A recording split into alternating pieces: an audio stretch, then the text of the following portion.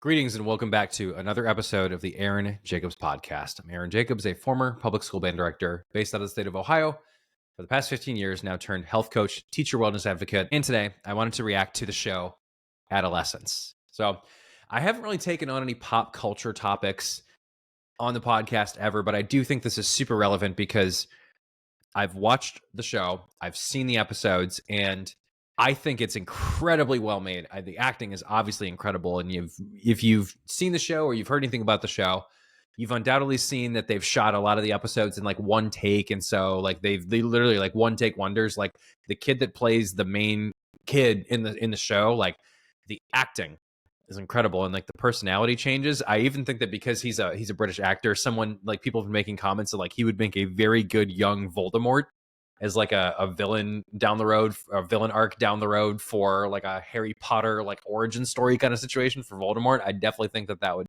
work. But I also came across this really interesting clip from a former NBA player, and I want to react to it as kind of the launching point from my perspective on a particular part of the main character Jamie's story that really hit me personally, that I think affects a lot of kids and just speaks to the general environment around school and social standing with kids these days.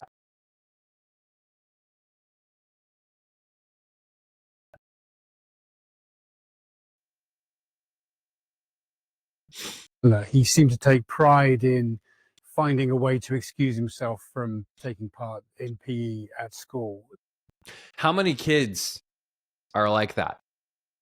That was me as an elementary school kid, which I think is really funny because fitness is like one of my favorite things now. I was one of the like least athletic kids in high school and middle school. I mean, yeah, I did martial arts as a kid and I got a 3rd degree black belt as a kid, but like when it came to actual like sports, it was real bad. I mean, all the things that like the quote unquote popular kids were good at, right? Like that archetype of a kid that you went to high school with, or maybe you were that kid. I was not good at any of the traditional sports that made you more generally socially popular. And that seems to be the case for the main character, Jamie, in the show. That experience of being excluded from sport, of fearing the environment of sport as a young child, is not exclusive to fictionalized characters. There are tons of children going about their day right now whose every fiber of their being is, how can I get out of PE? I worked with a really awesome crew of gym teachers, and the one that I talked to a lot that I would see every morning, he was very vigilant about stuff like this. He would drive him nuts. He hated when kids would make other kids feel like they didn't belong in gym class. And a lot of the PE teachers at the high school that I taught at were also some of the football coaches in our football program. That the school that I taught at was very, very, very good. Just won the state title this last year, actually. So it was really nice culturally to be in a school where the football coaches were looking out for the weight room and all athletes of all experience levels to be welcome in the gym. I kind of view like all the football coaches that managed our weight room, I felt like they all like were embodying Joey Swole, if you know who that is. Like they were really good about being vigilant for making the gym a welcoming and accepting place. Unfortunately, that is just not the case everywhere for everybody. And so while I can count my lucky stars that I had that experience as a teacher, I would say culturally, I actually went to that school as a kid. Culturally, it was not like that when I went there. How can I get out of team sports? How can I get out of that environment? Because it's so toxic to them. I know it's a highly complex issue that society is now facing, but I wonder if that's prompted you to perhaps revisit the role of sport. Sport does what we teach it to do. And at its best, for boys and men, it is a place where intimacy is not just allowed, but explicitly demanded. This is what I find interesting. Like this show, there's so many people that are taking the tact of this is a young man who was violent, and so this is about toxic masculinity. There's way more layers to it. Well, that's John Amaechi, by the way, former NBA player. The issue is a lot of kids in general, not just boys, feel left out and ostracized from PE. And I bet if you talk to a lot of kids about their experience in public school, the struggle to be popular is, I would say, it's probably not worse than ever. Like high school and middle school were always a popularity contest to begin with. But now that you have things like social media that amplify this stuff, and kids cannot escape the popularity contest when they go home because it's always in their pocket now because we've given them a phone, it just magnifies this popularity contest. And so the kids that don't make the cut for that supposed We now know if we've moved beyond high school, stupid, pointless popularity contest. When you're in that social environment, it means a hell of a lot to you. And when you peel back the curtain on this, 28% of students report being bullied during PE. So more than 1 in 4 kids. And by the way, that was back in 2011 from the Journal of Health. I suspect it's a lot more. Shape America's also run some numbers, and they found that 60% of students feel embarrassed or anxious in gym class. I certainly felt like I was one of them. And unsafe PE environments equal long-term avoidance of exercise. So this feeds into a couple of things. Is that we're not giving our kids enough healthy outlets for physical activity and movement in the day already as it is. And then we're letting these subcultures of bullying and judgment persist, and we let it amplify through social media. And that's also probably keeping our kids overweight and unhealthy and out of shape. Can you imagine if we were able to make PE class, and I know some people cringe at this word, but more inclusive? See, public school PE to me is the place where you should be inclusive. Yes, if you want to have a sports team and you want to have a varsity, junior varsity, whatever, and you have tryouts, yes, there should be exclusivity. But physical activity is for everybody.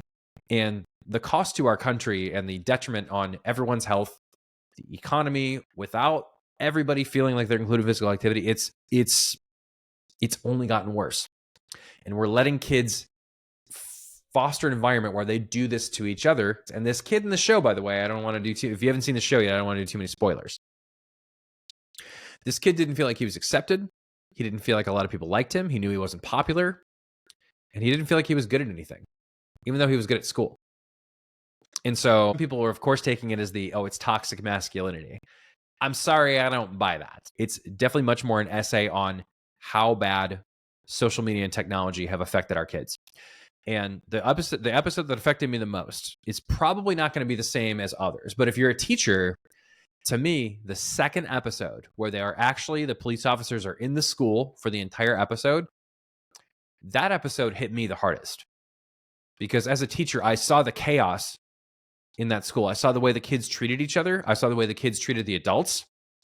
And I just remember I just saw that and I was like, I had flashbacks to what it's like to do the job sometimes and how disrespectful kids can be and how much worse that's gotten because kids feel like they have so much power when they hold these. Like, oh, you're an adult. I don't care what you say because I have whatever followers. I can say this comment and this and that because I have this account on this social media. Like, kids know. They know they hold a ton of power by having social media and having phones. And as I was saying, when kids get out of gym class, but they can't escape the bullying and it follows them home, I mean, violent reciprocation is going to be inevitable from some kids that are just less stable. And the combination of this kid not feeling like he was loved, accepted, maybe also not having a very warm relationship with his father either. It's a commentary on so many different aspects of our society. It's not just toxic masculinity. How about toxic femininity? That's one that no one wants to bring up. Girls are actually more likely to not only be victims of cyberbullying, but they are more likely to be perpetrators of cyberbullying. 54% of teens say bullying is a serious issue in their school, which is up from 43% a few years ago. Almost 20% of teens say they've missed at least a day of school because of cyberbullying, which is up from 10% back in 2016. And over 1 in 4 teens report being cyberbullied. This is how I started the podcast, was talking about how bad I thought social media and phones were for kids. But at the same time, I'm a lover of freedom. I think people should be able to do what they want. And I don't think a government should be telling you a ton what to do.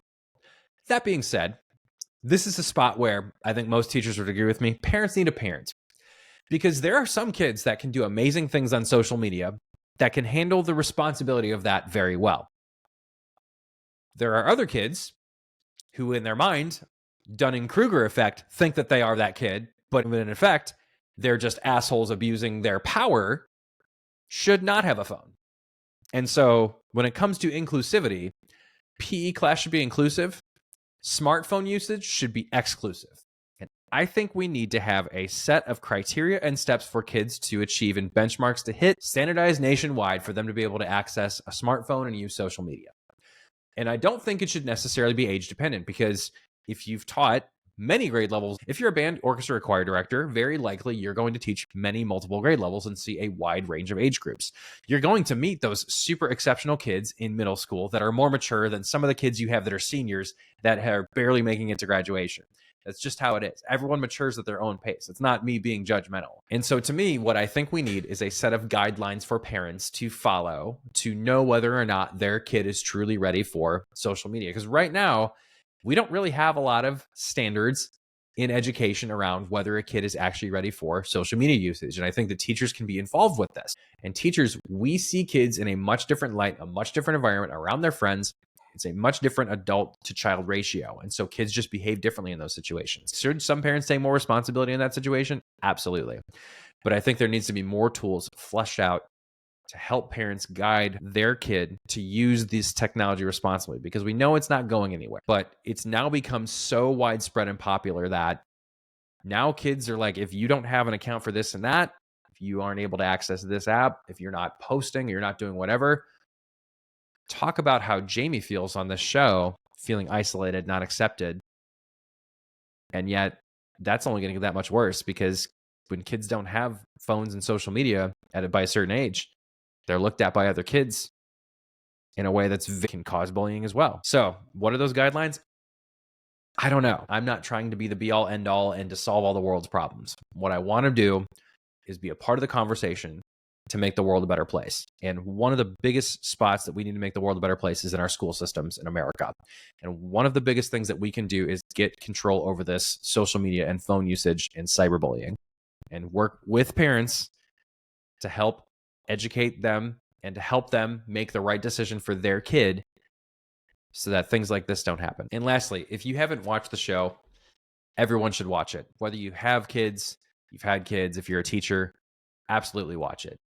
It may give you PTSD or Sunday scaries by watching episode 2, my favorite episode, but I think it's well worth a watch. You got to be in the right mood for it. It's going to be it's sad. It's tense. It's unpleasant. But I think unpacking things around not just the toxic masculinity, toxic femininity, how girls are cyberbullies too, how adults can make a difference in a kid's life, and how widespread social media usage and how it has affected how kids have treated each other forever in schools, but just made it that much worse and made it impossible for kids to escape it. Thank you all very much for listening today to the Aaron Jacobs Podcast, where I give my full recommendation for you to go watch the show Adolescence on Netflix because of what it says about our society and what we can do to help our kids in our schools be a better place to work and to learn. Everyone take care and be well.